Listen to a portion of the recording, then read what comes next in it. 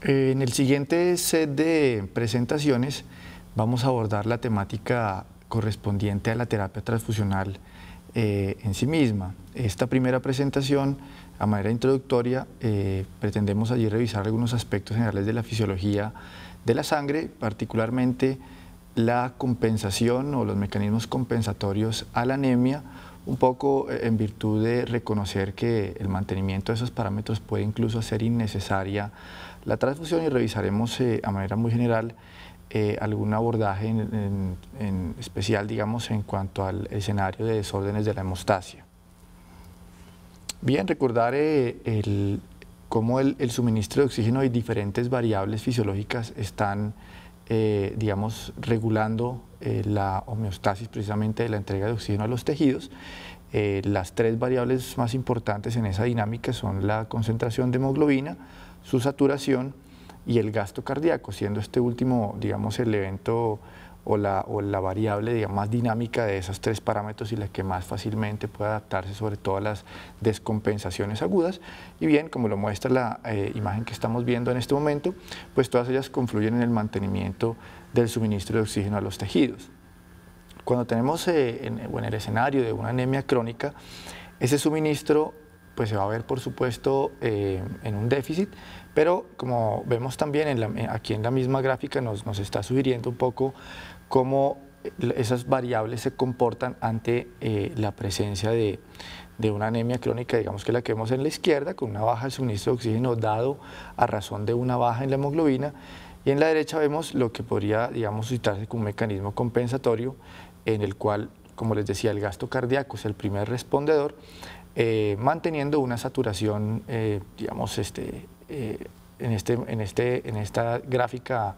constante, aunque ya veremos que hay algunos mecanismos que también un poco en el mediano o largo plazo nos pueden hacer más eficiente esa saturación, finalmente mejorando el suministro de oxígeno, un poco para ver que digamos, esas respuestas fisiológicas están allí precisamente para tener un control sobre algunas de las pérdidas, en este caso de masa celular o cualquier otra que esté asociada con la pobre o disminución de la entrega de oxígeno.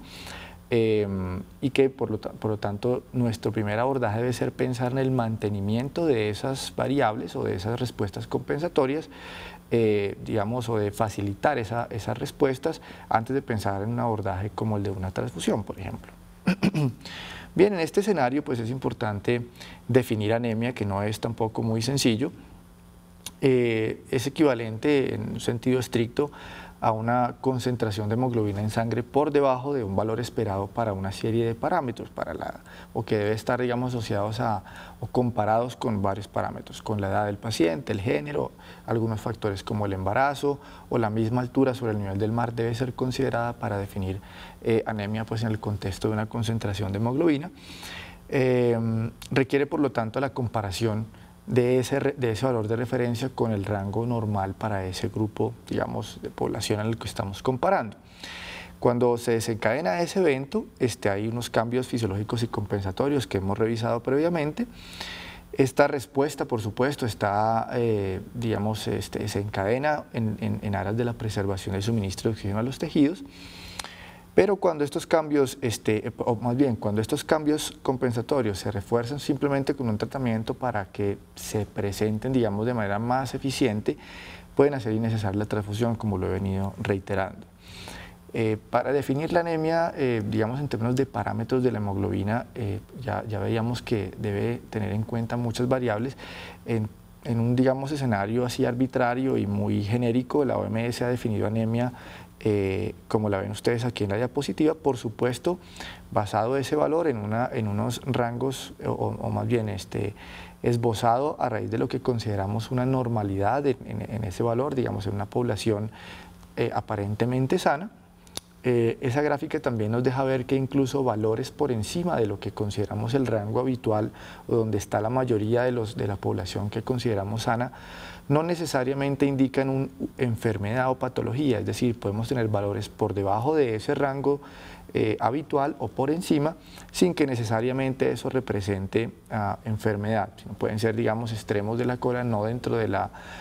los parámetros habituales, aún sin enfermedad. Eso es importante tenerlo en cuenta cuando tenemos esas variaciones muy, digamos, cercanas a los rangos de referencia. Ven ustedes en la gráfica los valores, digamos, de referencia normal en diferentes, digamos, etapas de la vida, edades y entre algunas diferencias allí también entre género, simplemente como referencia y cuándo o a partir de qué umbral consideraríamos lo que se llama anemia. Es muy importante acá reiterar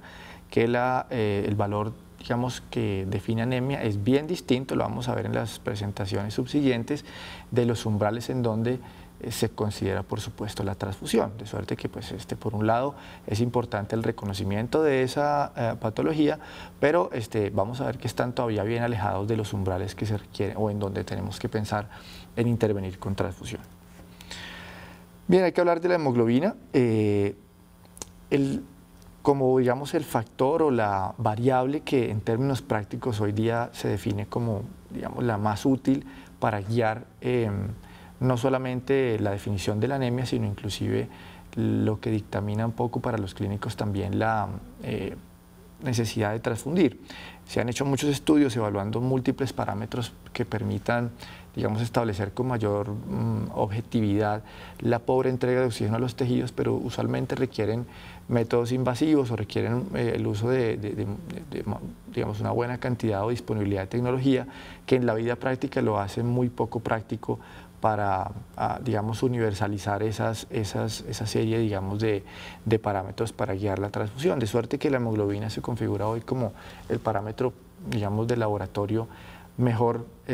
por su disponibilidad y también, pues, porque realmente su uso es el que en la práctica ha mostrado que es el indicador más evidente para los clínicos.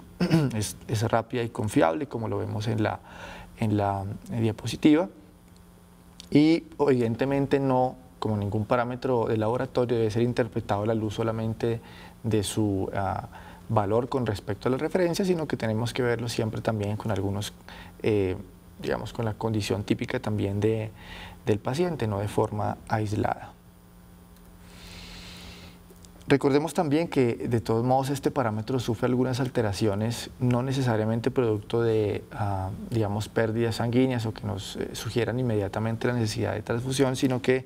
algunos otros estados, algunos fisiológicos, otros algunas condiciones patológicas, transitorias o de mayor tiempo, nos pueden hacer variar ese valor, puesto que es una medida de concentración, de suerte que un poco en la relación de soluto-solvente, pues hay que mirar allí también que nos puede, digamos, falsear un poco esos valores de concentración cuando hay, por ejemplo, como lo vemos allí en la imagen, algunas, digamos, condiciones de hemoconcentración, por ejemplo, cuando hay deshidratación, que, digamos, falsamente nos generan un resultado que puede estar dentro de lo normal, pero que realmente sugiere de fondo es que está de pronto por debajo de los parámetros establecidos, o viceversa también tenemos las otras condiciones en donde este parámetro pues nos va a variar y tenemos que tener, digamos, un poco la imagen tiene como ese propósito de recordar que siempre la valoración debe hacerse a la luz digamos, de la condición del paciente y qué tanto el reflejo de esa concentración nos está mostrando realmente lo que queremos, que en este caso es pues tener una idea indirecta de la entrega de oxígeno a los tejidos. Tenemos un sinnúmero de causas de anemia como grupos grandes, no voy a detallar porque ustedes los van a poder ver ahí en la diapositiva, el aumento en la pérdida de glóbulos rojos, que está, pues, digamos, hay varias razones que pueden explicar esa pérdida, disminución de la producción, una falla de fábrica o algún defecto limitante para la producción, digamos, en la rata o en la tasa habitual de producción, un aumento en la destrucción también, por supuesto, que nos puede llevar a números por debajo de los parámetros, digamos, de los valores de referencia, básicamente en el caso de los glóbulos rojos dadas por hemólisis, que a su vez tienen allí también algunas otras causas o varias causas que las están ustedes viendo en la imagen.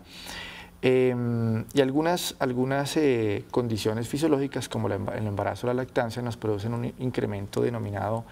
pues allí fisiológico de la demanda, es decir, de la utilización, y por lo tanto pueden generarnos transitoriamente durante esos estadios algunas lecturas un poco por debajo de los valores de referencia, entonces tenerlo eso como en cuenta. Veníamos comentando también esta habilidad, digamos, fisiológica de adaptarse a la anemia, específicamente en los escenarios en donde esa pérdida es relativamente lenta, es decir, el escenario de una anemia crónica, aunque en la aguda también se desencadenan algunas respuestas, vamos a ver ahora que son distintas y pues dependiendo también de la magnitud de esa pérdida y de la rapidez, pues los mecanismos compensatorios pueden o no responder eficientemente. En el caso entonces de la adaptación a la anemia, la condición clínica entonces depende, por supuesto, de la habilidad del paciente de hacer uso de esas respuestas compensatorias, qué tan grave de alguna manera es la insuficiencia de esa entrega de oxígeno y lo que veníamos diciendo, el tema del tiempo, que tanto permite que se instauren los mecanismos compensatorios. Por supuesto, entonces seguimos aquí insistiendo en que esto puede ser evitado, la transfusión, cuando procuramos en el abordaje, más que reponer la cantidad que se ha perdido, es restablecer o facilitar la presencia o la instauración de estos mecanismos compensatorios. Y aquí los vemos. Tenemos la restauración del volumen plasmático, usualmente por digamos, la reabsorción de agua, de líquidos específicamente, y digamos, la disminución de la tasa de eliminación para restaurarlo de alguna manera. El gasto cardíaco, que tiene que ver mucho con la presencia poco de un sistema cardiovascular íntegro para que precisamente ese gasto rápidamente se compense, y allí vamos a empezar a ver que precisamente como esta es una de las variables más rápidamente o digamos más dinámica en esa respuesta compensatoria, la presencia de un estado normal, si se quiere ver así, o que por lo menos ese mecanismo específicamente de bomba esté íntegro, va a determinar la tolerancia a esa anemia de una manera muy especial, sobre todo en esa dinámica o en esa perspectiva de cuando requerimos transfundir. Tenemos también compensaciones circulatorias por otros mecanismos de vasoconstricción o vasodilatación, digamos, sectorizada. La estimulación de los parámetros ventilatorios, que también son parte de esa respuesta compensatoria. Ya unos más de mediano y largo plazo, como cambios en la curva de disociación del oxígeno. Recordemos que la hemoglobina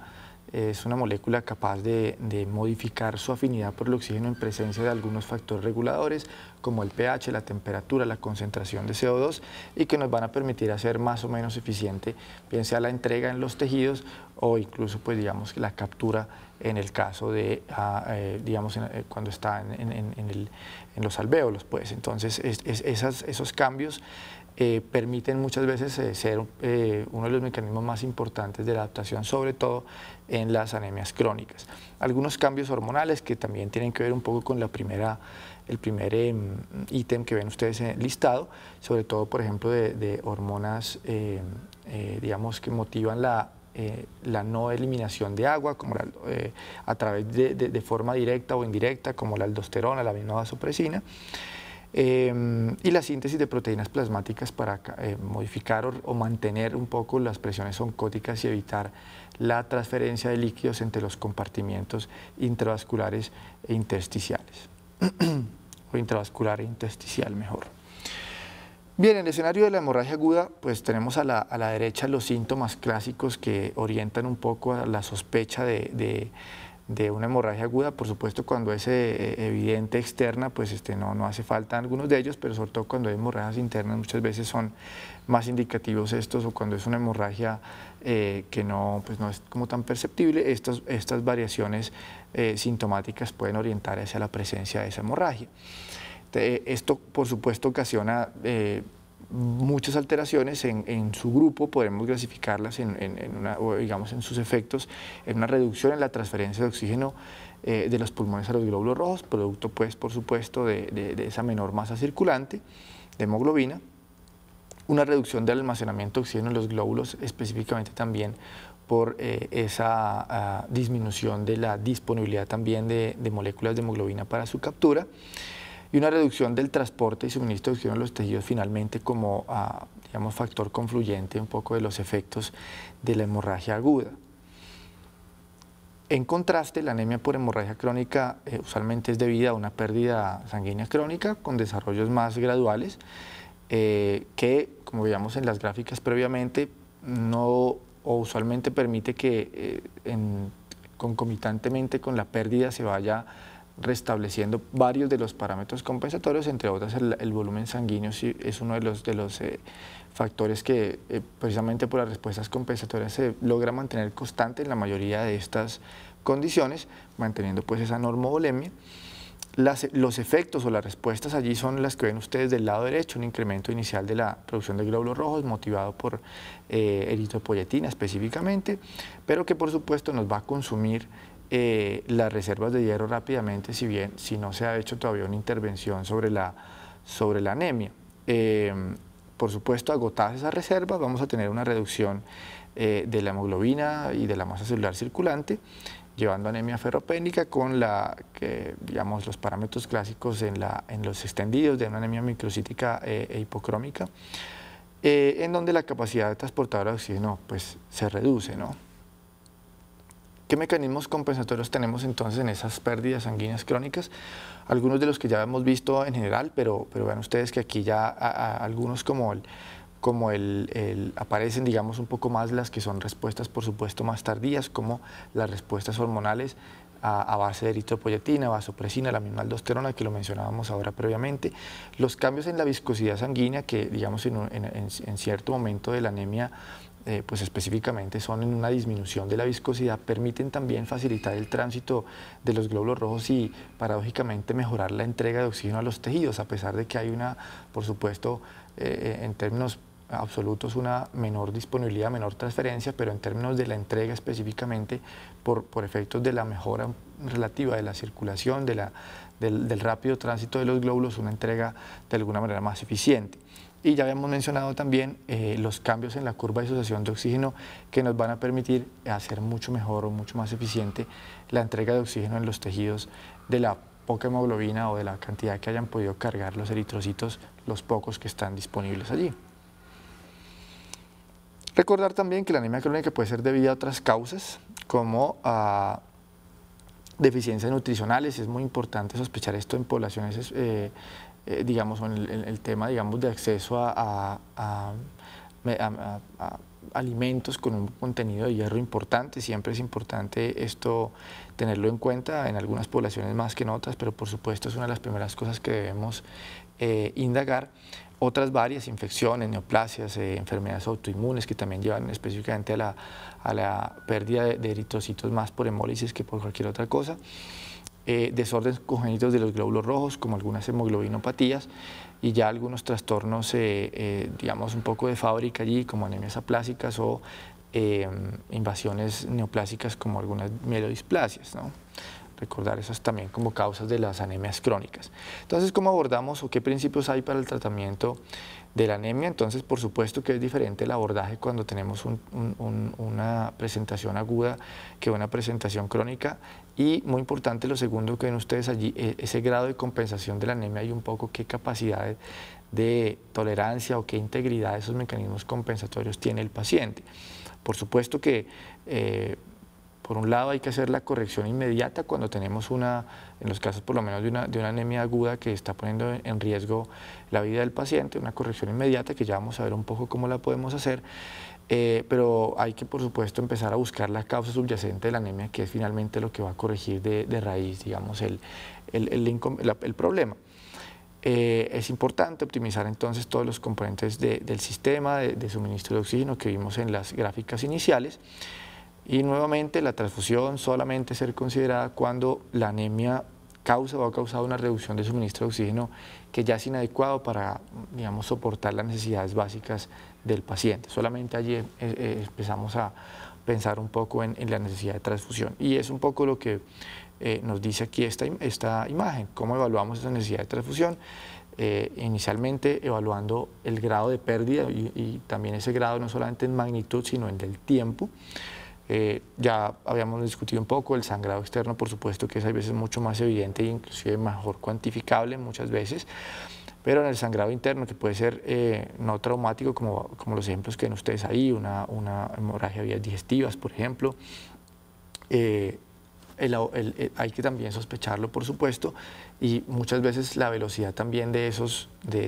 pérdidas es sumamente alta, lo que nos obliga muchas veces a hacer unas intervenciones mucho más rápidas. Bueno, no, a otros casos también, como estas destrucciones de los glóbulos rojos por algunas infecciones o por sepsis, también, digamos, hay que valorarlas en términos de esa magnitud y el tiempo en el cual, digamos, ocurre una digamos, una descompensación del paciente y por lo tanto qué tan rápido debemos intervenir allí. Muy importante lo último que ven ustedes en la diapositiva, el estado cardiorrespiratorio de oxigenación tisular, que he reiterado varias veces en la presentación y que volveré a hacerlo cuando veamos ya específicamente la práctica transfusional, porque vamos a ver que en ese escenario, cuando esa respuesta compensatoria o específicamente la integridad cardiovascular particularmente está comprometida, nuestros umbrales van a variar significativamente que en un escenario donde esa variable, digamos, de compensación está íntegra. La tolerancia del paciente a la pérdida de sangre y la anemia, y allí en esa evaluación de la tolerancia factores como la edad, los extremos de la vida tienen de plano menores capacidades o habilidades compensatorias en muchas de las variables, así que ese es un grupo que inicialmente debemos considerarlo como de alto riesgo o de baja tolerancia mejor, y por lo tanto la intervención un poco más extrema, un poco más, digamos, inmediata. La toxemia de la preeclámptica específicamente, insuficiencia renal, enfermedad cardiorrespiratoria o infecciones agudas, diabetes, por ejemplo, en esos cuadros donde haya compromiso de órgano blanco, específicamente, insisto, cardiorrespiratorio, tenemos entonces que considerar un paciente con baja tolerancia o con una respuesta compensatoria limitada. Siempre es importante, cuando se prevé la necesidad de sangre en ese escenario o en esos escenarios, anticipar algunas o hacernos alguna de estas preguntas: si se anticipa una cirugía o intervención anestésica, si continúa el sangrado o ha seguido, es probable que recurra, o si continúa o no la hemólisis, y es muy importante esto tenerlo en cuenta, previendo pues la necesidad en este caso ya de transfundir. Hay un decálogo que lo vamos a ver aquí en la siguiente, o varios puntos, y un decálogo que es de la OMS y me gusta mucho mostrarlo porque me parece muy oportuno. Un poco de las preguntas que debería hacerse el médico antes de considerar la transfusión. Las ven ustedes allí, no las voy a mencionar todas, la que más me parece interesante son las últimas, en donde hay un cuestionamiento específicamente en meterse un poco en los zapatos del paciente, en términos de aceptar o balancear, que es lo más importante, la eficacia, por supuesto, de la transfusión, por un lado, con respecto pues, a lo que vamos a pretender mejorar en el paciente, contra los riesgos de ese procedimiento que hemos venido discutiendo en las distintas sesiones con los diferentes profesores también, en términos de no solo las reacciones adversas a la transfusión, la posibilidad de infecciones transmitidas por la transfusión y otros más problemas que pueden estar asociados a un procedimiento que tiene pues unos riesgos importantes y que por lo tanto debemos poner un poco en la balanza. Entonces el decálogo está ahí para ustedes para que lo puedan también difundir y evaluar, que es muy importante antes de definir, digamos, esa necesidad. Dentro del tratamiento de la anemia crónica, para hablar un poco sobre ese escenario, también hay, digamos, allí la OMS nos plantea un poco de alguna manera un algoritmo allí en esa dinámica, un poco mediando allí la prevalencia de anemias por deficiencia de hierro y cómo, digamos, debe ser inicialmente el abordaje, pensando sobre todo en ese tipo de anemias en cuanto a también obviamente la corrección. Entonces pues nos da ahí algunos parámetros de cómo guiar un poco en ese orden de importancia un poco por esa epidemiología, ese abordaje del tratamiento. Simplemente reiterar allí que ven ustedes que en esa seguidilla, digamos, de acciones, no ven ustedes la transfusión en ningún momento, solamente es hasta el final cuando evaluamos de pronto que ya no tenemos, o que a pesar de corregir todo esto tenemos un paciente con pobre tolerancia, o ya vamos a ver con descompensación, que es precisamente esto. En algunas anemias digamos compensadas y en algunos estados fisiológicos, algunos factores nos van digamos, a cambiar ese patrón de compensación y a motivar a que tengamos que hacer una intervención de pronto mucho más fuerte que lo que haríamos solamente el mantenimiento de los factores compensatorios, porque en los adultos, por ejemplo, en los extremos de la vida, o pacientes que estén con anemia compensada, pero con estos factores, infecciones, dolor, fiebre, en ellos ya tenemos de plano una descompensación, digamos, de ese cuadro, y por lo tanto allí la intervención debe ser mucho más aguda, como lo ven ustedes en el cuadro de su derecha. ¿Cómo tratamos esas anemias severas o descompensadas? Aquí es entonces donde sí podemos empezar a considerar la transfusión, no en el escenario en donde los mecanismos compensatorios están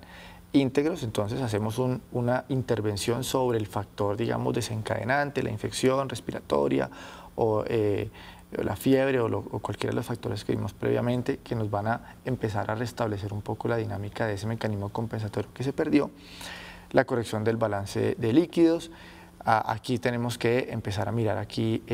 la decisión entonces de transfundir o si es necesaria para hacer los arreglos. En este caso, cuando hay descompensaciones, pues no estamos hablando de un tramo, de una hemorragia aguda, sino de un factor que nos descompensa un escenario de una anemia relativamente controlada, y por lo tanto no pensaríamos en una intervención urgente, pero pues si la estamos considerando, hay que hacer los arreglos pertinentes para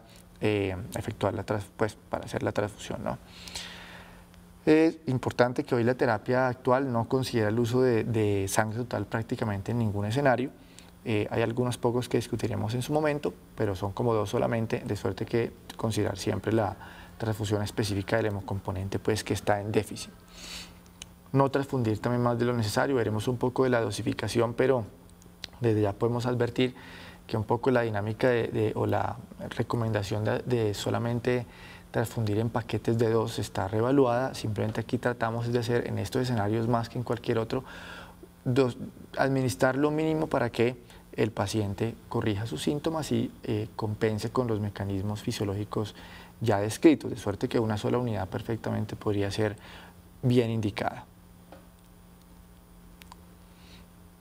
En anemia severa, entonces, los pacientes, esa anemia severa pues, puede precipitar insuficiencia cardíaca por la infusión de sangre u otros fluidos. Entonces, es importante allí considerar también ese escenario para ajustar la dosificación. Eso es muy importante. O administrar algunos medicamentos que mejoren un poco la eliminación de fluidos para evitar esas sobrecargas. Vamos a mirar más adelante también en las otras presentaciones cómo hacemos la evaluación de la eficiencia de la transfusión, cuando volvemos a pedir, digamos, nuevamente niveles de hemoglobina para revisar esa parte también.